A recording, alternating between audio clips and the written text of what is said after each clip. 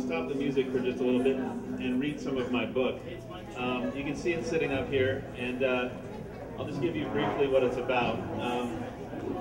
I won't go into what a hipster is, but you can kind of maybe gauge from this what one is. The book is about 6 hipsters in Williamsburg, Brooklyn, who kind of on their own uncover a series of killings, and they believe that they are the ones who can stop the killer because the cops obviously can't do it. Unfortunately, they're not really aware of what they're in for when they embark on this adventure. So the first piece I'm going to read is, we've got a comic book guru who is kind of one of the elite in this story, who is setting up a big G.I. Joe war in his room, and he is just about to begin something that he's been waiting years to begin, and a doorbell chimes.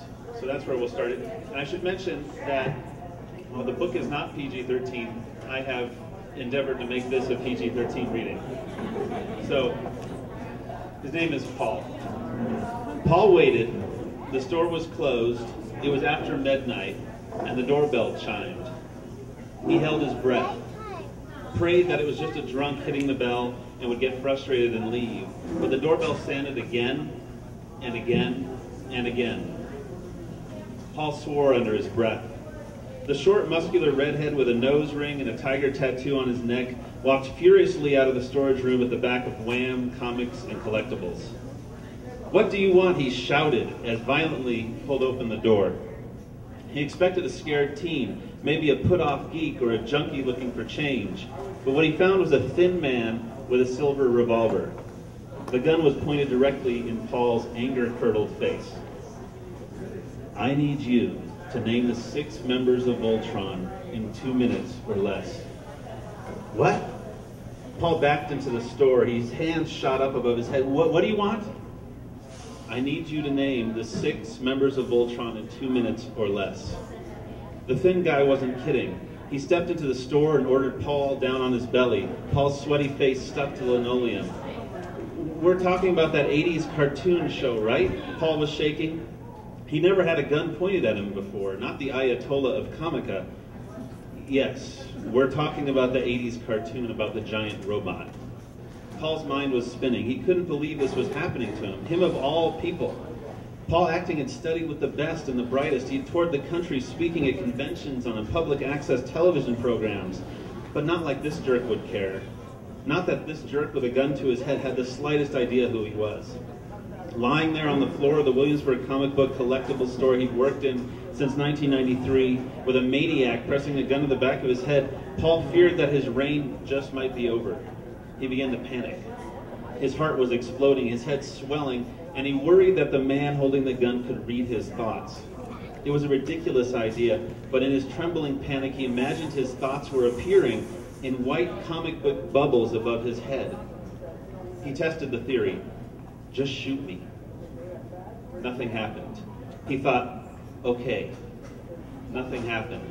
So Paul spoke. "Okay, you want me to name those little spaceships that flew around and made up the body of the Voltron robot? You know, early in the series?" The man with the gun spoke again. He sounded really annoyed. Voltron was 2 Japanese shows re-edited into a Frankensteinian concoction. The lions were from the Go Lion show, and the spaceships were from Daruger 15. When I said I wanted the names of the 6, I meant I wanted the Lion Force pilots. This guy looked like your average Bilberg hipster. Tight white jeans, cowboy boots, a faded Iron Maiden t-shirt, cop shades, and shaggy hair. Paul had seen 1,000 guys like him, and there was nothing different about this one. But the guy did have a gun, a very real gun. Paul wondered if a sudden surge of adrenaline might give him superpowers. He'd read about that happening countless times. Housewives lifted cars off their trapped children. 98-pound weaklings pummeled football stars. Paul thought, I'm going to transform into the Hulk in just a few seconds. Muscles are tensing. Here I go. No, there was nothing. Is he reading this now? I'm about to die and I'm thinking about the Hulk. This is pathetic. Paul needed to focus. He wondered how many seconds he'd just wasted. The lions, the man said.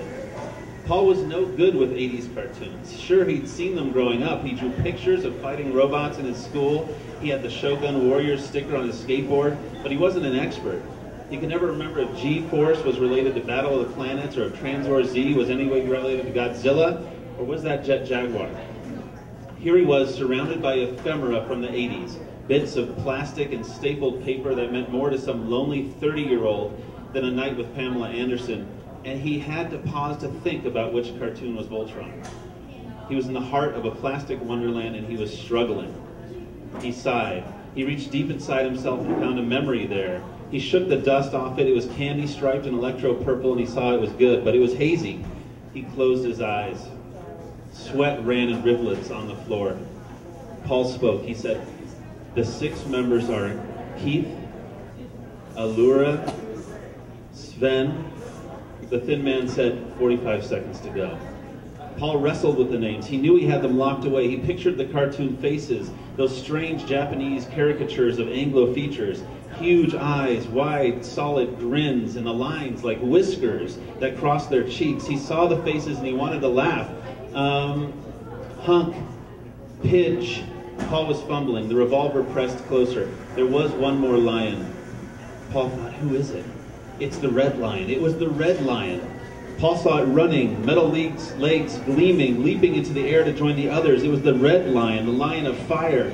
It was the right arm that held the blazing sword of Voltron, defender of the universe. Let's form Voltron. You have 20 seconds. And then Paul thought, oh God. Guys, let's hear some more Swayback.